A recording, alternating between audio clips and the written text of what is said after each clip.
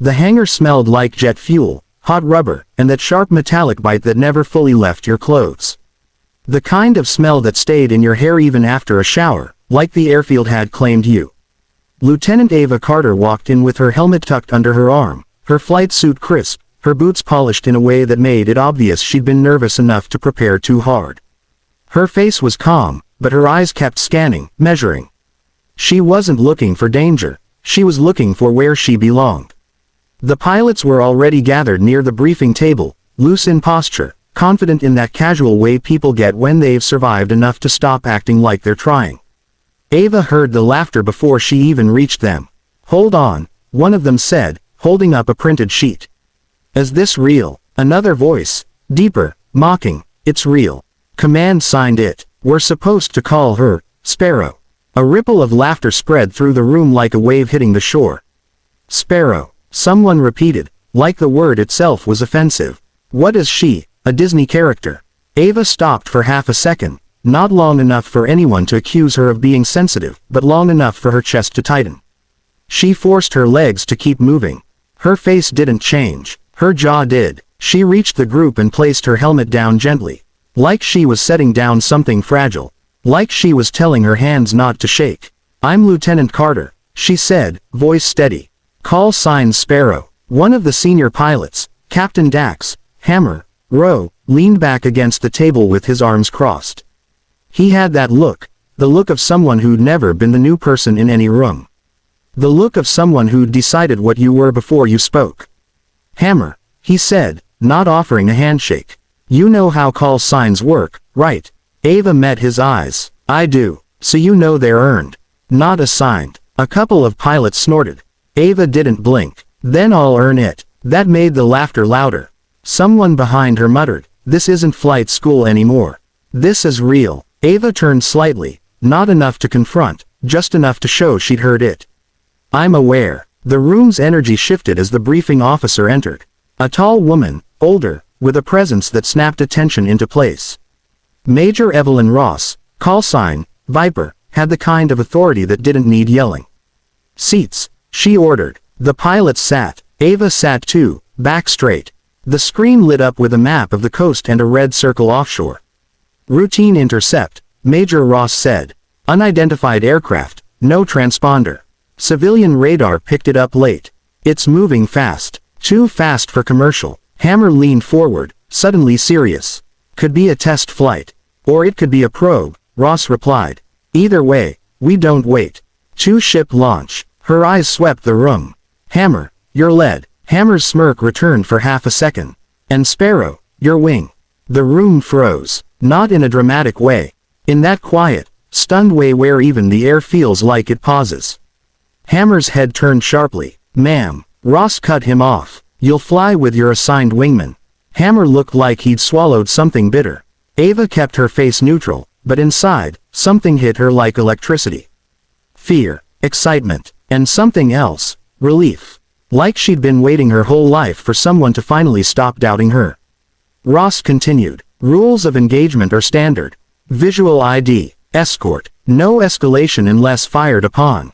She clicked to the next slide. "A grainy radar signature. Whatever it is, it's hugging the coastline. That means if it turns inland, it's a problem." Ava studied the screen. The track line wasn't smooth. It zigzagged in tiny adjustments. Like whoever was flying didn't want to be predicted. Hammer noticed her stare and leaned toward her, voice low. "Don't overthink it, Sparrow. Just stay in formation and don't get in my way." Ava turned her head slightly. "I won't get in your way." Hammer smiled like he didn't believe her. As the briefing ended, the pilots stood and started walking out, their helmets under their arms, their bodies moving like they were already in the cockpit. Ava followed, matching pace. On the way to the flight line, one of the younger pilots whispered loudly enough for her to hear, "Sparrow's gonna get eaten alive." Another replied, "Maybe she'll flap her wings and fly away." Ava didn't react. She didn't look back. She stepped into the open air, and the roar of engines in the distance swallowed the laughter behind her. Two fighter jets waited under the morning sun, sleek and deadly, their noses pointed toward the runway like they were impatient. Ava walked toward her aircraft, running her gloved hand along the edge of the fuselage as if greeting an old friend. She climbed the ladder, settled into the seat, and began her checks. Her breathing slowed, her hands moved with precision. In her headset, ground control's voice crackled. Hammer 1, Sparrow 2, you are cleared for taxi. Hammer's voice came through first, smooth and confident. Hammer 1 copies. Ava pressed her comm switch. Sparrow 2 copies. There was a pause. Then, over the channel, someone chuckled quietly. Not openly, just enough to remind her they were still laughing. Ava didn't flinch. She stared straight down the runway, eyes narrowing, as if she could already see the unknown aircraft waiting out there. The jet beneath her vibrated like a living creature. And for the first time since she arrived, Ava felt something deeper than nerves. The runway blurred beneath them as both jets surged forward, engines screaming with a force that felt like the world was tearing open. Ava's body pressed back into the seat as Sparrow 2 lifted cleanly into the sky, climbing hard behind Hammer 1. The air was smooth at first, the kind of calm that almost felt fake. Sunlight spilled across the canopy, bright enough to make everything outside look sharper than reality. Ava adjusted her grip, checked her instruments, then her radar. Her breathing stayed steady, practiced. Hammer's jet climbed ahead, slightly left, exactly as lead should. He flew like he owned the sky. Stay tight, Hammer said over comms. Don't drift. Ava kept her voice calm. Copy. I'm on you. She held formation, matching his speed and angle with subtle movements. Tiny corrections. The kind that separated someone who flew from someone who survived flying. The mission feed updated. Ground control's voice crackled in. Hammer 1, Sparrow 2. Target now 30 miles. Angels 15. Speed high. No transponder. No comm response. Hammer's tone changed. The joking edge disappeared. Copy. Control. We're pushing. Ava leaned forward slightly, eyes scanning the horizon. At this altitude, the world looked peaceful. Too peaceful for what they were doing. Her radar gave a faint blip. Then another. The target was there. Fast and steady, but not steady enough. Ava frowned. The track line was erratic again. Small changes, constant adjustments. That wasn't a lost civilian. That was someone who knew they were being watched. Hammer's voice came again, quieter now. Sparrow, keep your eyes open. Could be playing games. Ava didn't respond with sarcasm. Understood. They closed the distance. The sky ahead looked empty, but Ava knew better. At this range, the target could be a dot, a speck, a ghost. Then she saw it, a tiny glint far ahead, like a piece of metal catching sunlight. I've got visual, Hammer said immediately. Tally. Ava narrowed her eyes. Tally. As they approached, the shape sharpened. Not a commercial aircraft, not a small private jet. It was a sleek, aggressive silhouette, military. Dark paint, clean lines, too clean. Ava's stomach tightened. That wasn't supposed to be here. Hammer's voice hardened. Control. Confirm, that's not one of ours. Ground control responded after a beat, the operator sounding tense. Negative. Not friendly. Repeat. Not friendly. Maintain intercept. Hammer didn't hesitate. Copy. Ava's heart beat heavier, but her hands stayed steady. The unknown jet didn't turn away. It didn't run. It held course, almost like it wanted to be seen. Hammer moved closer, angling slightly to the target's left side, standard intercept posture. Ava stayed back and right, wing position. Unidentified aircraft, Hammer called on guard frequency. You are approaching restricted airspace. Turn immediately to heading 080 and acknowledge. Silence. Hammer tried again, sharper. Unidentified aircraft, respond now. Still nothing. Ava watched the other jet's wings. The control surfaces were alive, tiny movements. Constant. Like the pilot inside was calm. Like they were smiling. Ava's mouth went dry. Then the unknown jet rolled. Not a full evasive maneuver. Not a panic move. A slow, deliberate roll, as if waving. Hammer cursed under his breath. Oh, you've got jokes. The target suddenly accelerated. Ava's warning system chirped. Not a missile lock. Just the radar tone shifting as the target's system swept them. Ava's spine stiffened. Hammer's voice snapped. Control. Target is painting us. Control replied instantly. Copy. Do not engage unless fired upon. Maintain visual. Attempt escort. Hammer moved in closer, almost aggressive now. Unidentified aircraft, you are ordered to follow us out of restricted airspace. Acknowledge. The unknown jet didn't acknowledge. Instead, It climbed. Fast. Ava's jet followed the climb instinctively, her body compressing as the G-force increased. Hammer pulled harder. Stay with me, Sparrow. Ava pushed her throttle, keeping pace. I'm here. The target climbed to Angels 20, then 25. Too fast for comfort. Ava could hear her jet's systems working harder, the engine pitch changing as it fought thinner air. Hammer grunted. What the hell is this guy flying? Ava didn't answer. She was watching something else. The target's exhaust. It was wrong. Too clean. Almost no visible heat distortion. Her mind flashed through possibilities. Experimental engine, stealth system, something classified. But not theirs. Then the target made its first real move. It snapped into a hard turn toward Hammer. Ava's body reacted before her brain finished processing. Her hand tightened on the stick. Hammer shouted, "He's turning in." Ava's radar screamed a warning tone. This time it wasn't just painting. It was a lock. A missile lock. Ava's chest went cold. Hammer's voice became pure instinct. Brake. Brake. Hammer's jet rolled and dove, flares popping, chaff scattering like silver confetti in the sky. Ava followed. Hard brake right, pulling G's so heavy her vision tightened at the edges. Her breathing turned into controlled bursts. The warning tone in her headset didn't stop.